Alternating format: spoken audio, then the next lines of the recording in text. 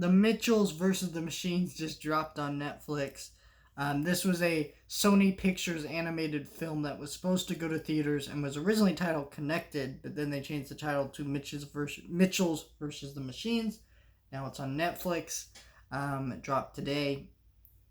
This movie, I this is a strange movie.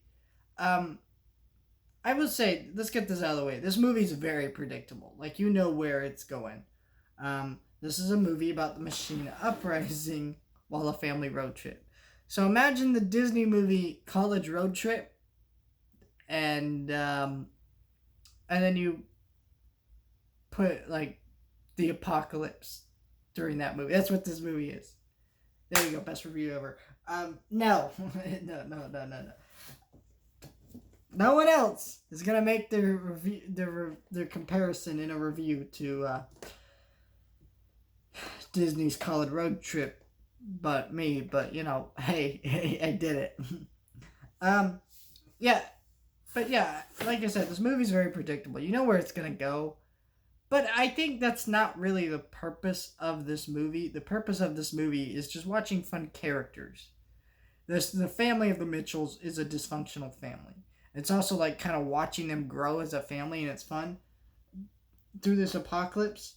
Though I feel like the apocalypse shouldn't have been a thing. It felt like, this is what it felt like to me.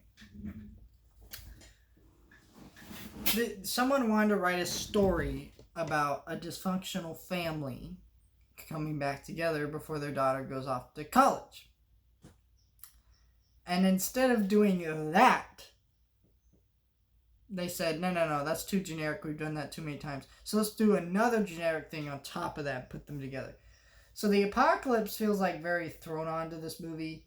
It feels like it works at times, like it's really funny. Sometimes, like, there's like the Furby thing in the movie that's really funny. I won't spoil the joke with that, but that was really funny. There's a lot of fun stuff with that. But it also felt like some of the filmmakers were a little out of touch with this technology. And this is a problem, I think, with anybody who tries to make a movie where they're like, cell phones are bad, electronics are bad. Like, no, that's not how it works. And I don't think this movie's saying that, because, we have the main daughter in this movie who is, her outlet is filmmaking, which is kind of similar to me in a lot of ways. But her outlet is filmmaking. That's how she expresses herself. And, there's a conversation she has with her dad. He says that you're not enjoying real life. And she's like, but I am. This is how I enjoy real life. And I think that's a big... So I feel like at times it's a little out of touch. But for the most part, it's okay.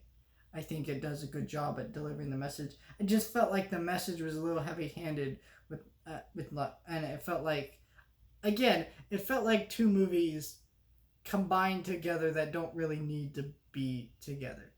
It's a fun movie. The character designs are really good and expressive. I really enjoy a lot of the characters and humor here. Anything Phil Lord and Chris Miller do is great. This movie was a lot of fun. And I think if you want a really fun animated movie that is predictable at times and a little heavy-handed with the message at times and a little bit out of touch, if you don't mind that, I think that you're going to really, really enjoy this movie. I did for sure. I think this was a fun time, and I'm happy that Netflix was able to put it on their platform and get more eyes on this movie, because it definitely deserves it. And I can't wait to see what other animated films Netflix is going to be putting out this year. I'm very excited for this. So let me know your thoughts on Mitchells versus the Machines.